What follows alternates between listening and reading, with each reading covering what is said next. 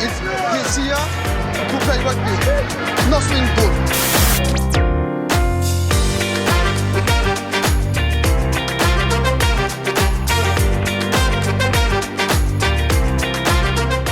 Bonjour à tous et bienvenue dans ce nouvel épisode du Hora Rugby. Aujourd'hui on va parler des clubs, des clubs qui se dressent contre la Fédération Française, la Ligue, enfin contre aussi Fabien Galtier. Et oui, on nous apprend que les managers et dirigeants des principaux clubs, les clubs qui donnent pas mal d'internationaux, notamment Toulouse ou Toulon, Toulon qui a eu pas mal d'internationaux, bon pas que français, pendant la Coupe du Monde. Ils ont programmé une réunion jeudi soir pour évoquer une convention, pour régler les désaccords puisqu'ils ne veulent plus prêter autant ou aussi facilement que c'était le cas pendant les 4 ans de préparation à la Coupe du Monde. Ils ont quand même prêté beaucoup de joueurs. Et ils veulent que ça change. Voilà. Bon, on comprend, parce que le top 14, ça fait quand même beaucoup de matchs. On dit que c'est juste infernal de gérer un club de top 14, un effectif, quand tu fais le top 14 et la Coupe d'Europe, quand on te pique autant d'internationaux. Voilà. Mais bon, on comprend pas pourquoi maintenant, histoire de ça, on sait qu'il y a bientôt le tournoi à destination, mais en fait Midi Olympique en révèle beaucoup plus. Voilà, ce qu'on apprend, c'est que tout d'abord Fabien Galtier a un peu fait un reproche au club. Alors ça c'est plutôt fabuleux quand même, enfin, peut-être pas qu'au club, à la Ligue aussi, et il a insisté sur le fait que les internationaux avaient beaucoup de temps de jeu par rapport à ceux des Irlandais ou des Néo-Zélandais, Sud-Africains. Oui, c'est le cas, on le sait déjà, on sait très bien qu'ils ont un système de championnat qui est différent du nôtre, ils font beaucoup moins de matchs, et du coup, pour les joueurs internationaux, on a quasiment autant de matchs internationaux que de matchs de championnat, donc voilà, ça va quoi. Ouais, bien sûr, il n'a pas parlé du temps de jeu anglais. Bon, les Anglais, maintenant, ils sont plus beaucoup dans le championnat. Il doit être 9 ou 10, 9, c'est plus trop la même chose. Voilà, mais ce qu'on apprend, c'est que il y a une colère et lassitude des clubs, puisque Fabien Galtier avait toujours eu tendance à prendre 42 joueurs dans son effectif pour préparer les matchs, et en fait, il en lâchait. Là, il veut en prendre plus que 34 pour faire genre, on prend moins de joueurs. Et bon, je comprends qu'il y a un certain qui râle. Quand t'es Hugo Mola, tu sais que sur les 42, t'as beaucoup de joueurs, et sur les 34, t'en as encore plus. Donc le ratio de Toulousains dans l'effectif sera encore plus grand. Donc il n'y aura peut-être pas moins de Toulousains en passant de 42 à 34. Bon, ça c'est déjà un problème. Mais la question aussi, c'est il en prenait 42, mais sur les 42, il en gardait que 28 après mercredi. Donc il y en avait quand même 14 qui retournaient en club et qui pouvaient jouer directement la journée de championnat qui suivait, le week-end. Donc c'est pas mal. Sauf que là, ce qu'il veut faire, c'est qu'il veut en prendre 34, mais les bloquer complètement jusqu'au jeudi. Et bon, jeudi, quand on parle le jeudi, vendredi, il y a le Captain Run ou pas, il y a peu de chances que les mecs puissent s'entraîner et rentrer dans l'effectif. Donc bien sûr, ça a râlé. Et ça se comprend. Mais là c'est marrant parce que y a certains qui parlent d'enfumage. Il y a 4 ans, il y avait Fabien Galtier qui avait sorti que, d'après ses statistiques, pour être champion du monde, il fallait une moyenne de 26 ans et 50 sélections. Maintenant on est passé à 28, 32 et 50 à 80 sélections. On comprend qu'il a juste augmenté le curseur pour pouvoir sélectionner les mêmes joueurs.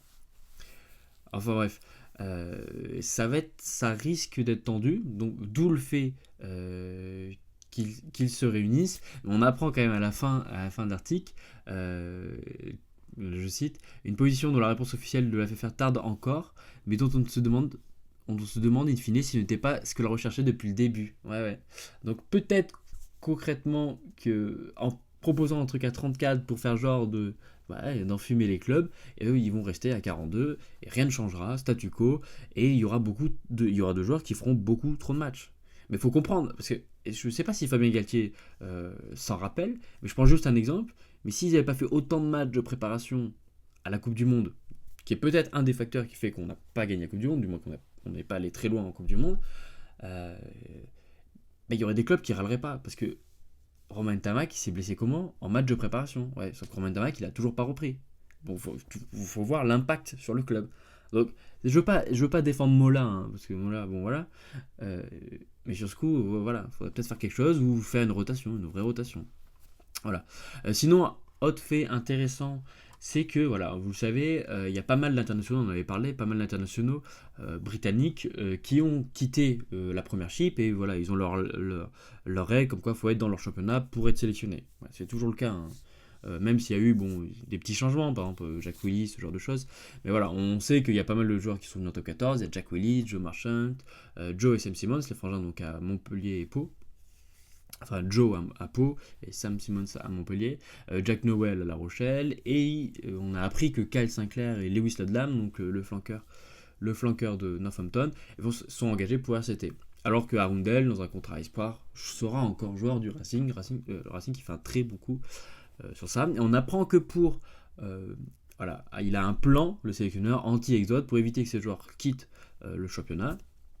Il a décidé de faire signer des contrats plutôt que des primes, ce qui était déjà le cas par exemple aux internationaux irlandais qui signent des contrats avec leur fédération.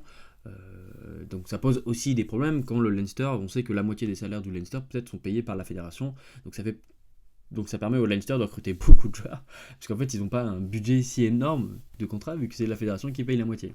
Enfin bref, ça c'est un autre débat. Mais concrètement, ils voudraient faire un contrat, certains joueurs, pour 25 joueurs, par exemple on appelle ça England Player Squad, et après un squad plutôt renforcé, donc c'est les joueurs extra qui peuvent rentrer dans le squad, dans l'équipe type quoi. Et en fait, ils sont des contrats de 1 à 3 ans, avec à peu près 180 000 € par an, par saison.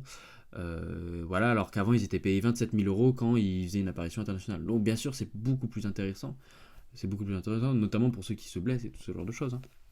Alors on sait que Jamie George et Maro Itoje sont ok avec ça, mais Kamodal a refusé. Et truc marrant,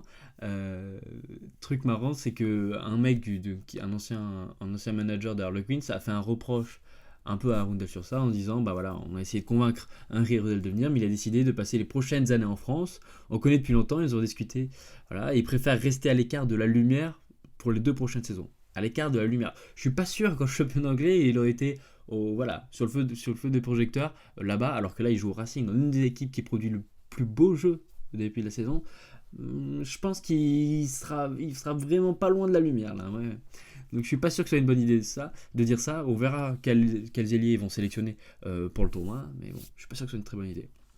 Bon, sinon, ce week-end, 11e journée du top 14, ça commence dès ce soir avec Oyonnax qui reçoit Pau et Clermont qui reçoit l'UBB. Donc demain on aura Loup face au MHR, Racing qui va tenter de s'imposer à Bayonne qui n'a toujours pas perdu en championnat mais qui est perdu face à Glasgow à domicile.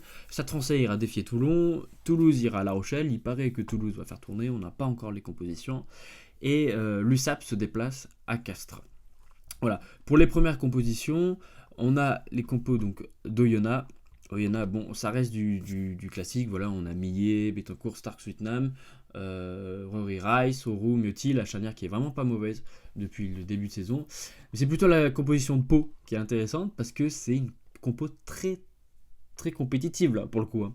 Voilà, on voit que de la première ligne, ça change un peu quand même. Mais bon, on a Oradou, on a Sam Whitelock qui va pouvoir jouer, qui avait été forfait face à l'ASM, Tagi Tayevalu, Gorgadze et Luke Whitelock, donc c'est vrai, c'est une très grosse troisième ligne.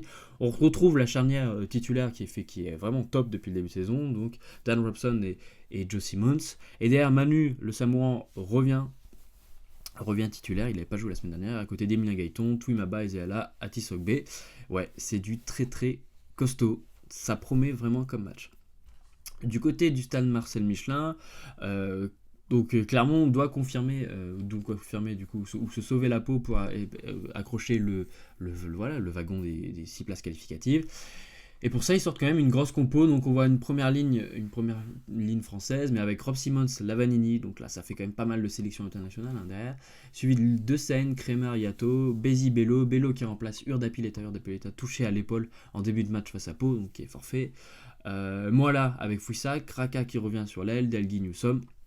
Voilà, c'est du costaud aussi. Et au niveau de l'UBB, ben voilà. Et oui, le problème c'est qu'on verra pas Damien Penaud au stade Marcel Michelin, c'est dommage. Ouais, c'est clairement dommage. Bon, il est remplacé par Madoche Tamboué qui est vraiment pas mauvais non plus. Hein. Mais voilà, concrètement, Boniface, Ménadier n'est pas le meilleur lanceur. Tamefuna, Petit, Douglas, ouais, ça c'est aussi dans la cage, un beau défi dans les cages.